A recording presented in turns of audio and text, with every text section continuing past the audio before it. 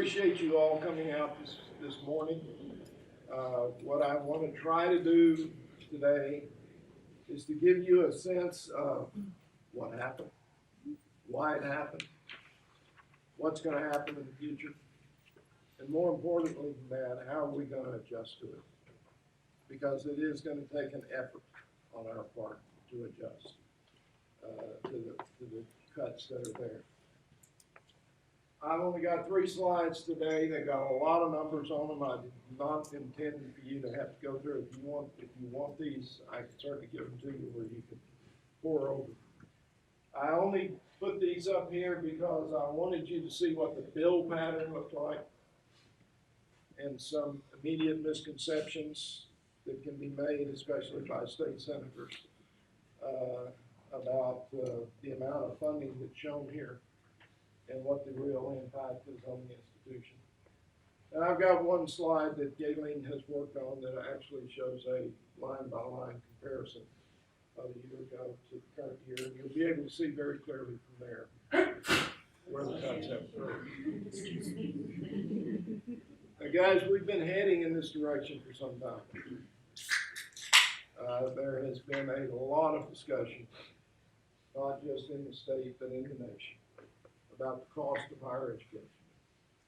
A lot of discussion about rising tuition. And we've got some juggernauts in the state, like the University of Texas system and the Texas A&M system, who have, in the eyes of some of our legislators, especially on the Senate side, a lot of additional money that they have available that they could be spending, and they're not spending it, especially on the regional institutions. And there's a misconception there, and I want to try to explain that to you as well. Larry, we got lots of seats on the front seats. We may need you to break out and sing the alma mater.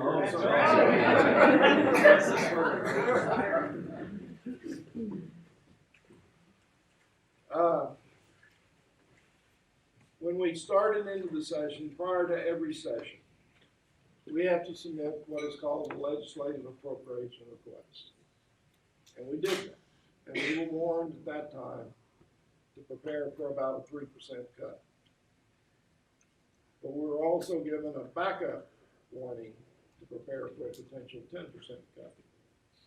And of course, we all thought, myself included, well, we won't get that far, but 3% maybe, we'll see. So we submitted all of our materials as requested. Our performance on the formula, as we know the formula, and you'll see in a minute why I refer to the formula as we know it. We did well. We grew. Semester credit hours grew. In another day and another time, we would have probably been looking at some nice plus numbers in a time when special items were not scrutinized the way they were in this last session, and in the time when the formula was the primary way of determining what higher education funding was going to be. In fact, in some numbers that Dr. Hill, unless you just like standing against the wall, we got seats up there. Maybe lose my train of thought. Said great job. Sorry. We were doing well against them. Yeah. Well, in the numbers that the A&M system released just the other day, and a kind of a follow-up press release on the cuts and so forth. They listed growth rates between 2014 and 2016 for all the A&M schools. Highest growth percentage was San Antonio, 21%. Second highest was us, 13%. Unfortunately, our growth of 13% was only a little over 300 students. Texas A&M's growth of 3 or 4% was like 3,000 students, and there's only so many pieces of the pie. and those differences make a difference. Nevertheless, the whole thing jumped the tracks as we got into the legislative session. The House put forth a bill that looked like previous bills, previous legislation, and in that original House bill, we would have been looking at break-even. We would have not lost anything, we would have not gained anything, but we were at about a break-even status. I think most of you are aware what the Senate did. Senate bill came out, and we would have taken a 47% cut in general revenue. Because what they did was to take all special items out of everybody's bill. Everybody's. Because they have decided that special items are a bad thing. They're very political. Many of them have been in place for years and years and years, and they shouldn't have been. They should have been phased out. The bottom line is it's a chunk of money that could be cut. And the precarious situation that higher education has always been in the state of Texas is that we are the largest piece of unprotected funding in the state budget. Public education, you get a certain amount of protection. You gotta pay for the students. If the student numbers are going up, you've got to make sure the school districts have their funding. You got to pay for Medicaid. You got to pay for prisons. You got to pay for a lot of things. Higher education is discretionary, and it's a big pot of discretionary funding. And this is not the first time that we've been down this road with higher education in the state of Texas and something like this occurring. So the Senate went on its way of saying we need to dramatically reduce these special items. We want to get rid of them completely by the next legislative session. Well, to do that, you've got to have a whole new way of funding higher education, because those special items make up a large portion of virtually every institution's revenue coming from the state. Now, there are some, Texas A&M is a good example, and there are a few others, that have very few special items. There are others that have been driven by special items. Now, what have special items been for? Not in every case, but in most cases, they have been for specific programs to be started and operated. And I guess there was an intent, it would depend on which legislative session you happen to be in. I guess there was an intent that at some point those would be phased out. One of the reasons we took the hit that we did is because we have a very large special item called transition funding. And it was provided to us in San Antonio and to the University of North Texas at Dallas when we came into being. That this was funding that it would be required to start these institutions up, to operate them for a period of time, and unfortunately there was never any clear indication of how long that would be, exactly how those would be phased out. There is one line, and I'll point it out to you in just a second, in the bill pattern that says we would keep those until we got to 6,000 FTE. Well, we're still under 2,000 FTE. So we technically would have a long way to go. But there was no mechanism put in place to begin to phase those out. And so with this legislative session, we face the challenge of having those things go away overnight. And the first Senate bill, which cut 47%, would have eliminated everything. All the special items. We have two special items. The largest one by far is for transition funding. The second one is for our operation in the East Williamson County Higher Education Center. And That would have been removed also. So, fast forward to the end of the legislative session. House and Senate go into conference, the conference committee. They reach several compromises. One is that at least for one more year, or one more biennium, we will use the formula as it was originally intended, and we will use special items, but all of higher education is going to have to take a cut. The larger your special item, the larger your cut is likely to be. Unless you're an institution that's got a declining enrollment. And so when the final bill patterns came out, most institutions took a cut of some sort. Handful grew. A handful were left at zero. A couple of those, probably most of those, were rescued by someone. And that's politics, guys. You'd say, well, it shouldn't be that way, but it is. Believe me, if I had found a white knight, we would have tried to do exactly the same thing. So I don't blame them, because it's the way the game is played. But you've got to have somebody who's got a tremendous amount of influence with the decision makers, like the lieutenant governor, to be able to do that. So virtually everybody else, 20-something institutions took a cut.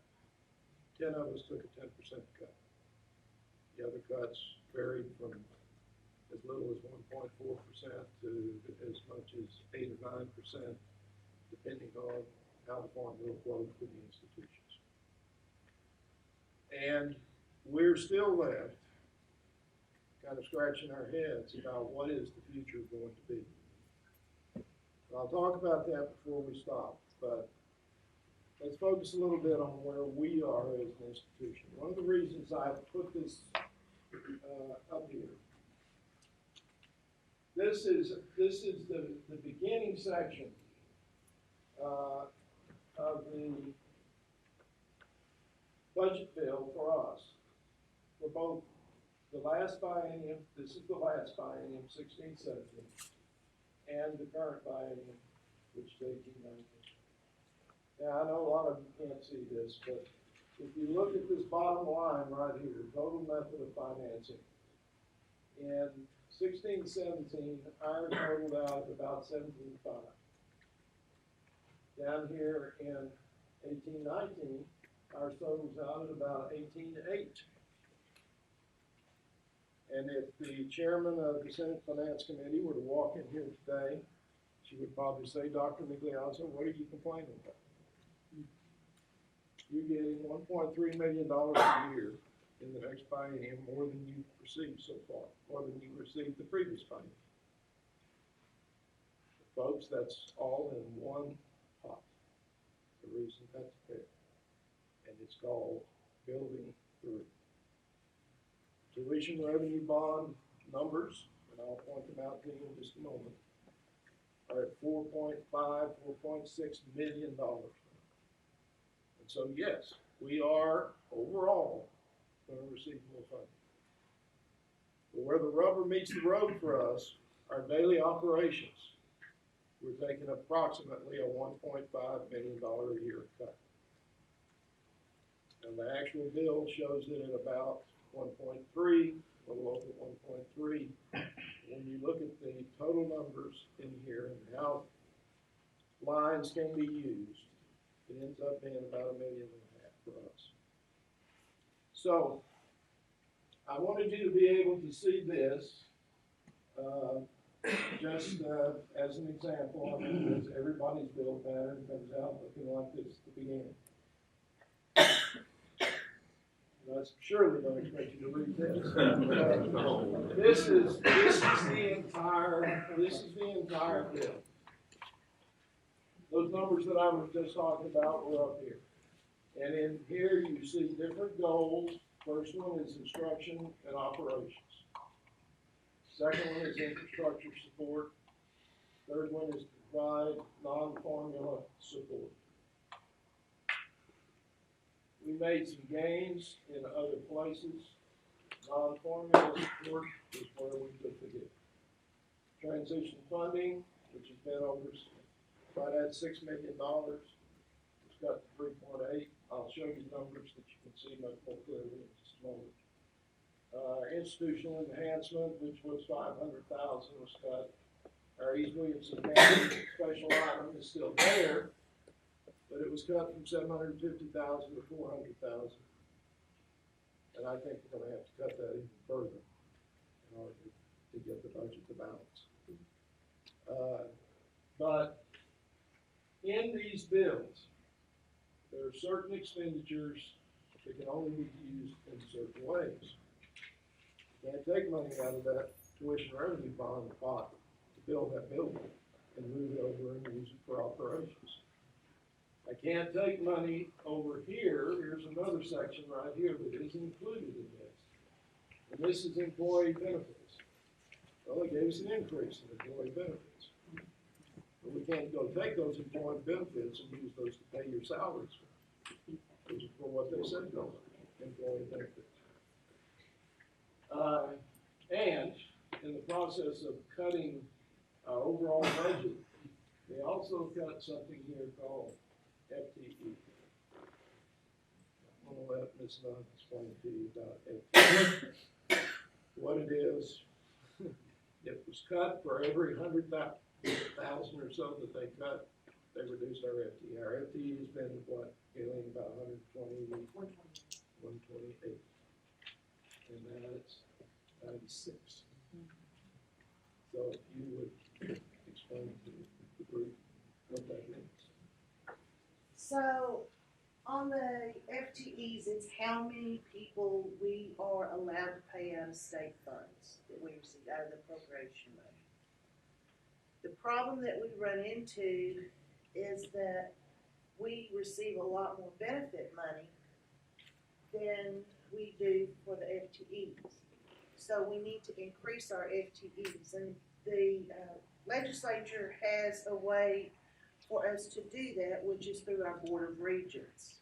When we turn in our budget, we have to request an increase in FTEs from our Board of Regents, which they have to approve, and then they combine it into one big request and send it to the Legislative Budget Board. So one challenge that we have, because we don't want to give money back to the legislature, is to take all of the benefit money that we are going to receive and back into it. Put as many employees as we can into that to make sure that we use all of the benefit money back. But the benefit money is also proportional. So what that means is, in the next biennium,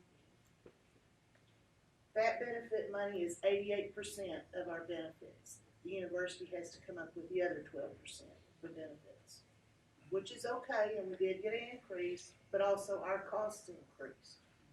So what we're trying to do is put as many people into the special item, the appropriation money, and use up the benefits, but then we're using our money, our tuition money, to help make us meet that goal. So. And we can automatically increase it by 10% without approval. But beyond that, we have to have Board of Regents approval. Okay. Galen, real quick, to get the total money, we have to multiply price per unit times number of units. Do we lose number of units or the recompense per unit? If we lose it, if we don't, and it doesn't go by unit, this is your pot of money. If we give you $5 million at the end of the year, if you only spend $4.5 million, the state pulls that $500,000 back. Oh, and that original pot is not derived in this meta. No. Meta, okay. I wish we did what the technology was. Okay, again, my intent is not to get us buried in all of the detail of the budget bills, But I wanted to give you some sense of what these budget bills look like. And you've got lots of money in there, like TRBs, like the benefits. It can only be used for one purpose. These lines cannot be moved around. And you say, well, we don't really need that much, so let's move a little bit of this over here. We cannot do that. So we try to find a way to line up our employees so that we can generate enough on our FTE side to be able to use up all of that benefit money, so that we're not having to pay for those benefits out of tuition. So, better way to look at all of this, hopefully a clearer way for you, is to look at this. I know the numbers are still small, but you can certainly see the bands. This is all of those sections that were in that budget bill, and they're broken out.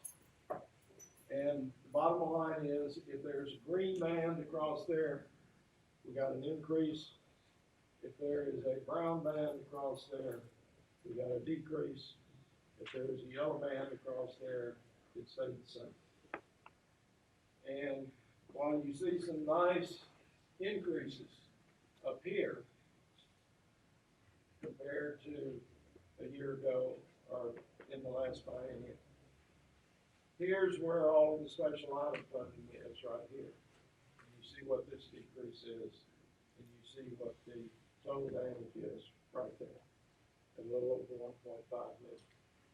Now, if you dump in the insurance money that we just showed you, then that deficit goes down to about 1.2. But this money will not help us make up the difference up here, because it can only be used for one thing, and that's the benefits.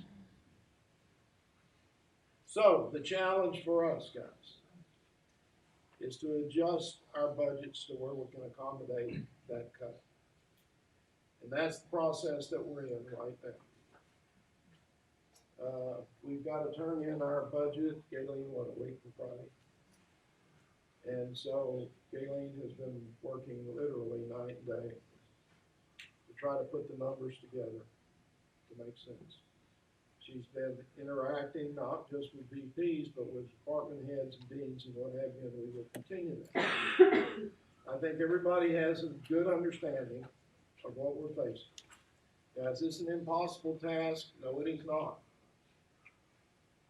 But it is going to take some cooperation, and it is going to take some understanding that certain budgets are going to have to be reduced. East Williamson County Higher Education Center. Now, in a way, since we lost $350,000 right off the top, well, there's $350,000 that we won't be spending next year off of that 1.5. But as I just mentioned, I've asked that we reduce it even more.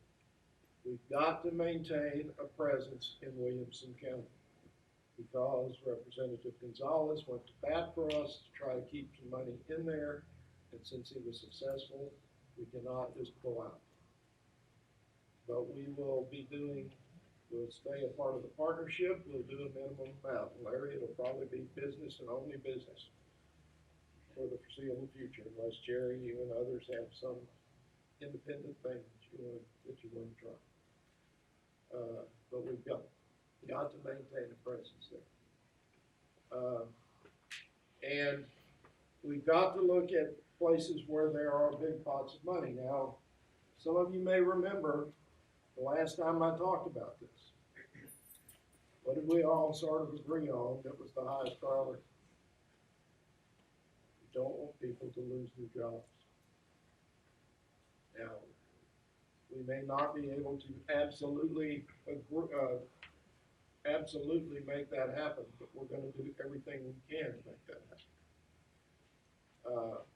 And so, if that's the highest priority, then everything else has got to be looked at.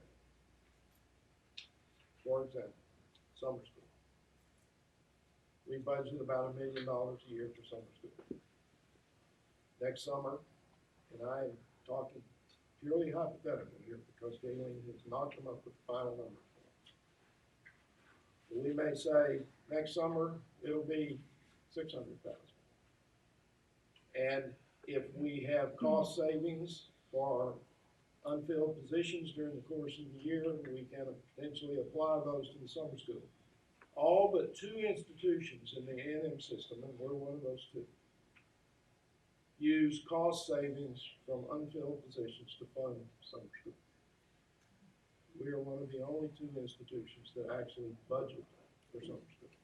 Now, frankly, I like budgeting for summer school because I like that, and because summer school is very important for us for a lot of reasons. But that's just an example of an area where there is a large pot of money that may have to be reduced. Another one is adjunct faculty. Adjunct faculty is critical for a lot of our operations. But if we was going to have to make a choice between full-time faculty and adjunct faculty, I think we know what the decision's going to be. So that's another area that we have to take a look at. One area in 2000, last year, we spent well over $600,000 as an institution in travel. We are pushing 500,000 at the moment. Very likely go over 500,000. In a time like this, travel is going to have to be reduced. Now, I know that's a special concern to faculty, especially those faculty who are going out and doing presentations and research and so forth. I'm not saying it's going to be eliminated. But for things like activities where a whole department has gone to a conference in the past, there may be 1 or 2 people who go to a conference and come back and report to everybody else what was occurring. So those are the big areas. Now, Bridget, I have to pick on Bruce a little bit. Again, I'm just talking theoretically, so don't jump up and throw something. We could potentially, Bridget may argue for it, and I'll give her the opportunity at another time. But we could potentially save costs by doing things like reducing the library hours. And we'll have to take a close look at that. The thing I want you all to understand is this is doable. This is not something that is going to damage the institution forever. It is not something that's going to be easy to do. It will have to be done. The way it will be done best is if we do it cooperatively. And that we're working together, and I know a lot of you out there, especially cost center managers, have already been thinking about how do we lower costs, how do we possibly restructure what we're doing. We may find that it's time when we made some good creative decisions that will be of benefit to us in the long run. But it is the situation in which we find ourselves. And we're not alone. If we were in San Antonio right now, we would be saying, how are we going to fund all those new students we just admitted because we know it's happening? When we've lost $4 million per year from the special items that funded the faculty to teach those students. Those are the kinds of challenges that are out there. So I'm confident that we will get there, and that we will get there doing minimal, hopefully no damage to positions. Now, positions that are vacant, positions that have been vacant for a long time, and stay vacant for an even longer time, depending on where we are. And all of us are going to have to do what I have already done. You know, we're in the process, we were in the process of trying to hire a director of marketing communications. And that money is still currently in the budget, but Galen knows that it's on the block if it needs to be. We will do the best we can to piece it together. Between Dr. Close and my staff, we have done a reasonably good job of late, putting things out there and getting notice for this institution. We can do it in somewhat different ways than we've done it in the past. But if you're creative enough and if you're committed enough, You will be able to find ways to make these things work without simply scratching your head and saying, well, we just can't do it, we just can't do it. Because there is one other big concern out there. If we were to say, and since Dr. Carter's sitting here, I'll pick on Dr. Carter. If Larry were to say, I just can't make these adjustments, I can't make these adjustments without cutting back significantly on the number of courses that we're offering, that puts us in another hole. Because we will have some kind of formula by the time we go into the next legislative session. And semester credit hours will continue to be part of driving that formula. So if we suddenly have a dramatic drop in semester credit hours, we will already be behind the 8 ball going to the next legislative session. Now, guys, there is not going to be anything that's going to come along in the next 2 years that's going to change this. Yes, there's going to be a special session, but it's going to be about everything from sunset bills to bathrooms to, I don't know, whatever the governor decides he's going to allow to be brought up.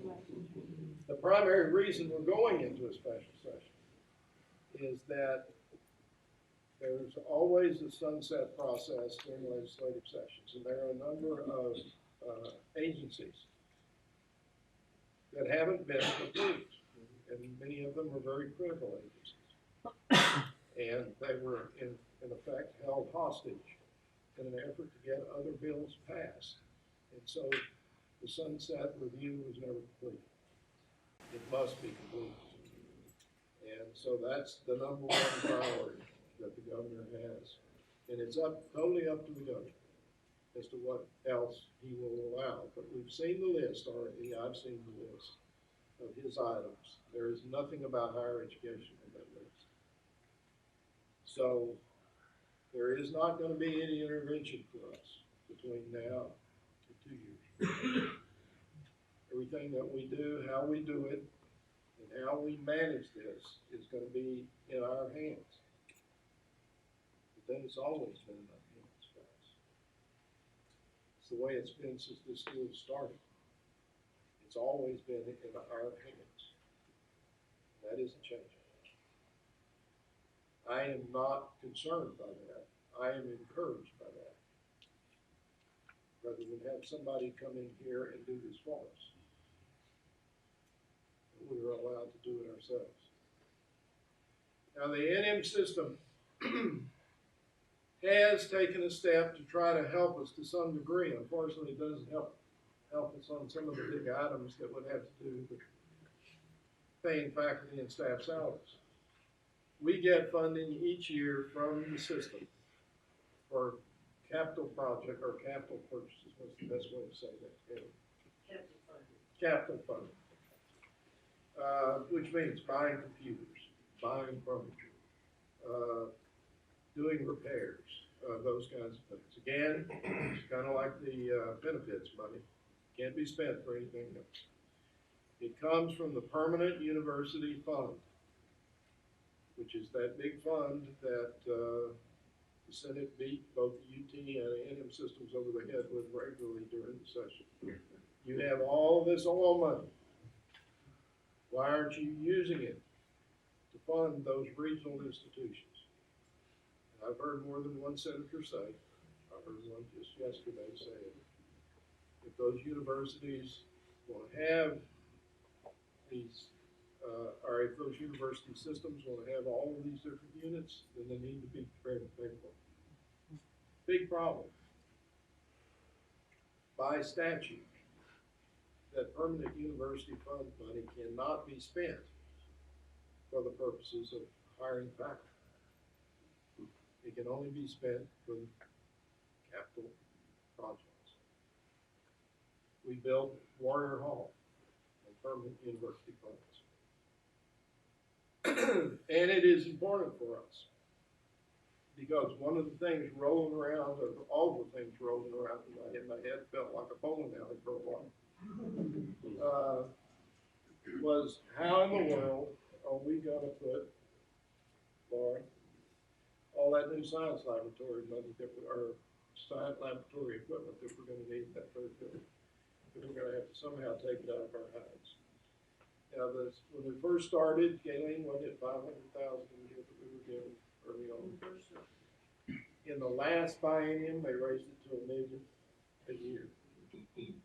And I just got notification 2 days ago from the chancellor's office in Billy Hamilton that they're gonna raise it to $2 million a year, for the next 2 years. Now that should solve that problem.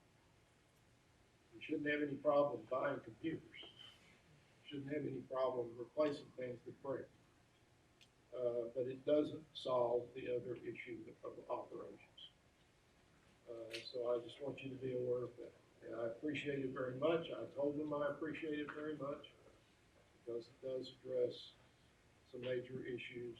And we can keep as much funding as possible focused on people as opposed to things. So we will go forward over the coming days, sometime before a week from Friday, and try to get this budget to a point to where we're willing to submit it. Because on the week of August the 8th, somewhere around there, isn't that right? We gotta go defend it in front of the Board of Regents. And if we're asking for an exceptional increase to FTE, we will have to defend it. And I'm hoping we'll get a sympathetic hit, given all that's happened to everybody. But you can never guarantee that. You got 9 individuals up there, sometimes seeing things from 9 different perspectives. And so you never know for sure. But that is the process that we will go through. One last thing, and then I'll try to answer the questions that you have. What happens between now and the next legislative session? There will be a special committee convened. Supposed to have a membership put together by September to take up the whole picture of funding higher education. There has been some promising discussion, including from at least one of the senators who served on the conference committee for the budget bill, that smaller developing institutions must be given special attention. And they must be given a level of funding that will help them continue to grow and develop. Suggestion might be you get a certain level of funding up until you got 5,000 students, and then another level till you get to 10, and maybe another level by the time you get to 15, it's gone. Thing that never happened with the transition funding was there was no mechanism for reduction. We took a big hit. A lot of you are in this room, we're not here when we took that big hit. About the second year of our existence, we took a big hit in that transition funding.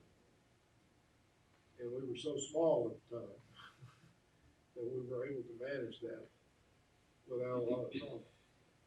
But as we've grown larger, those kinds of hits become a little harder for us to do.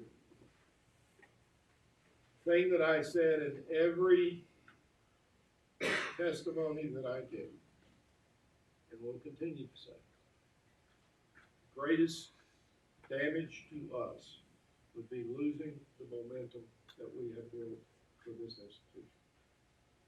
And I know our summer enrollment is down. That was not really driven by budget cuts. That was driven by the fact that we loaded up last summer because we were in a base year. And we didn't load it up this summer. But the number that's encouraging right now, and I didn't look this morning, but I look every morning, and I will look when I get back in the office, is how are we doing with fall enrollment? And we've been steadily so far, I know it probably won't stay at that level, but we have been steadily at a double-digit increase compared to a year ago. Now the question will become bigger and bigger and bigger about if we have to start cutting back on adjunct faculty, and we have to start reducing sections. How do we maintain the numbers? And those are discussions I'm going to let the teams get their arms around. And how that might go. We'll try to do this by making sure that we've engaged everybody who's gonna be affected in any way. But ultimately, decisions are gonna have to be made, and ultimately, whether they work or they don't work, I'm the one that's gotta take responsibility for it. And so if we get down to the end, and there's some indecision about whether this should be done or not done, I will make the decision if I have to make it. I would much prefer that we've done it in cooperation and in agreement. But if a decision has to be made because we've gotta get the budget done, that's part of my job. Okay, giving you a whole lot of stuff, most of it not good, but the good part is this. I've already told you. It's in our hands, guys. It's always been in our hands. This is a special place. It is a challenging place. When you came here, you should have known it was going to be a challenging place. It's a place that makes you feel really, really good about the advances that we're making. It's a place that makes you scratch your head from time to time, saying, how in the world are we going to do this? And we've got limited resources. But it's what building a university in these times was inevitably going to face these kinds of challenges. We'd done this 20 or 25 years ago, maybe it would have been a different scenario. But here we are, right here, right now. And our ability to move forward is going to be dependent on how we all adjust to what's coming. If someone were to come to me this afternoon and say, you know, this is really not what I signed on for, and I'm real uncomfortable, and I'm going to have to look for employment somewhere else, I'd be happy to say, I understand. You need help, support to do that, we'll be happy to provide it for you. But guys, I'm hoping all of you, really, most of you for sure, are willing to make the commitment we've always made to building this place. That's why we came. It was never going to be easy. And I keep reminding the community, when we got that second building built and the enrollment was surging, you know, I got those feelings from some of our community leaders that, oh, they're over the hump now. They've got it down. Believe me, this has been a stark reminder that the same kind of intensity that they had to use when they were trying to get this place approved is the same kind of intensity that's going to have to be here for the foreseeable future. If we want to keep this place growing and building. Okay. Who's brave enough to ask a question? Yes. When will we know who can hire people for the fall faculty positions?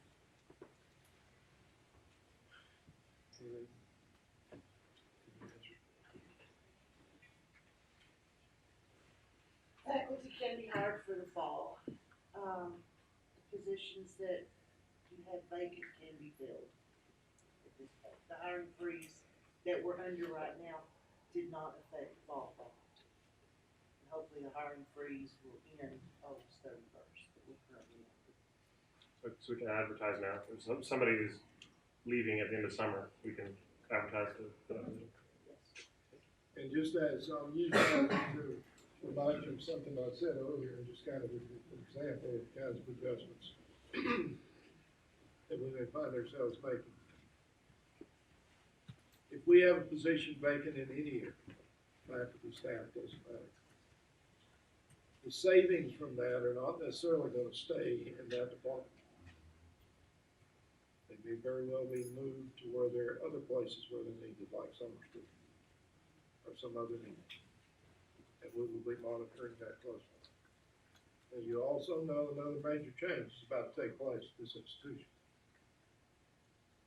Gayleen, who knows this place inside and out, and he's been absolutely superb at getting us through these kinds of situations, will be leaving and retiring and relaxing. Not doing budget. And the hiring process will continue. We'll start interviewing about 3 candidates coming in. I think they're all very strong. We think at least one of them is particularly strong. And hopefully we will be able to find somebody. We planned it out so that there will be a month overlap between Galen and the new person. I was asking Galen yesterday when she was going over these numbers. I said, Galen, are you going to be able to explain this to the new person coming in? All of these ins and outs, and got to move this over here, we got to move that over there in order to make this thing work. She said, I've taken lots of notes. And I will well, I'll say it's a her, because all 3 candidates are hers. I will give her my phone number. Other questions? Yes, ma'am. We have at least 2 faculty members in our department who are on contract, who were anticipating moving into a tenure track position at the end of their contract. Will that be interrupted with this, or? I don't know. I don't know. Are you talking about visiting faculty or? I don't know, I know they're on contract with each full-time rows, I think they both had 2-year contracts. We have, okay. All right, Larry says we don't know yet. And we don't know yet.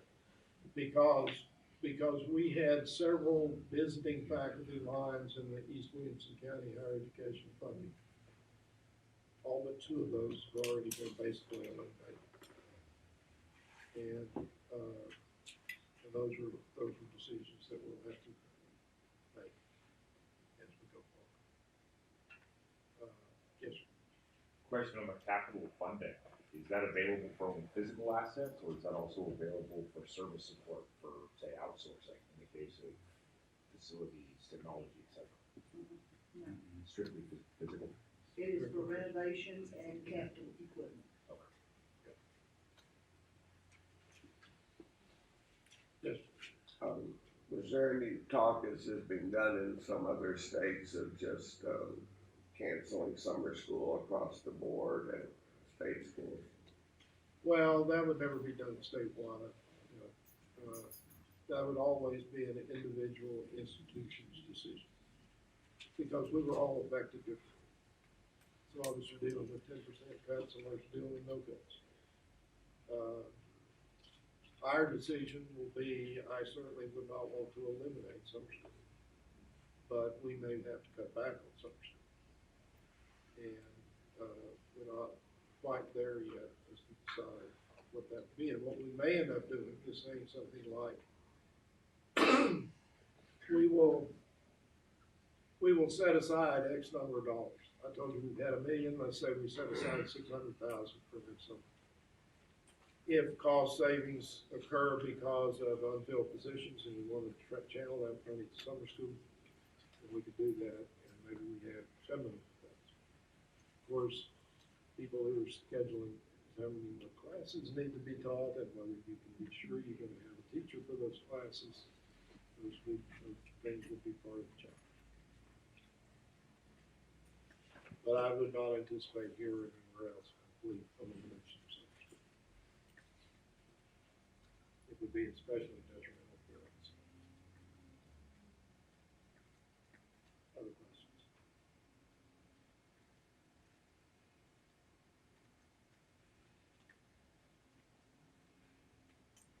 As I've said before, I can't sing, can't dance, and can't tell jokes.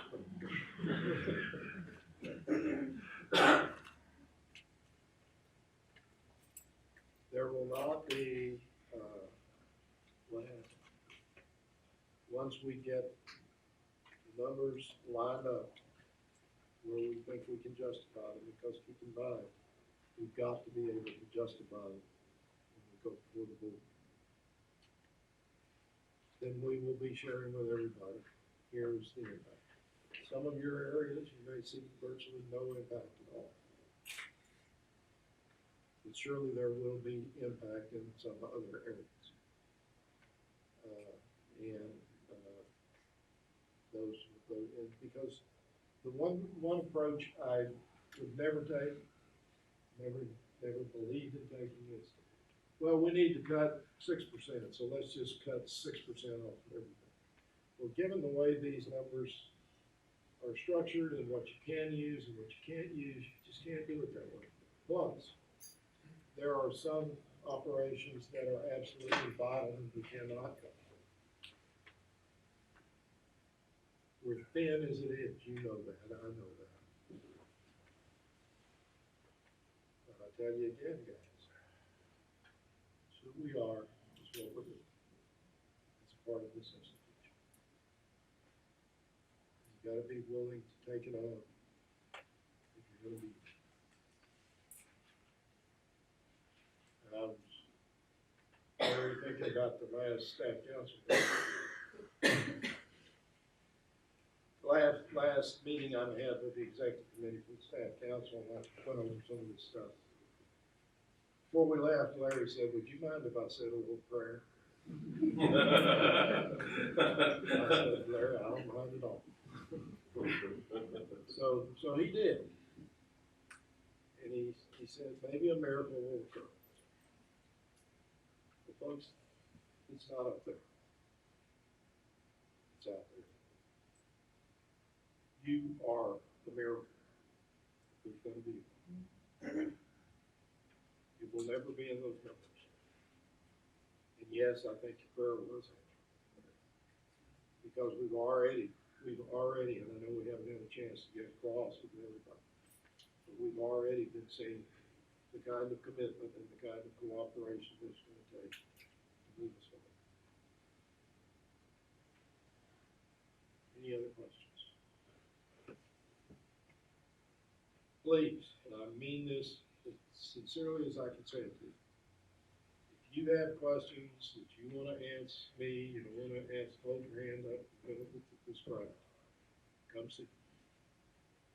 Be happy to talk to you, be happy to share anything with you. Give you all these numbers if you want them. I may try to make sure that we send out that sheet right there, because that sheet does summarize it. You can certainly have the bill pattern if you want it, but it's more confusing. This one right here really breaks down exactly where the hits go. All right, if there's nothing else, thank you for coming.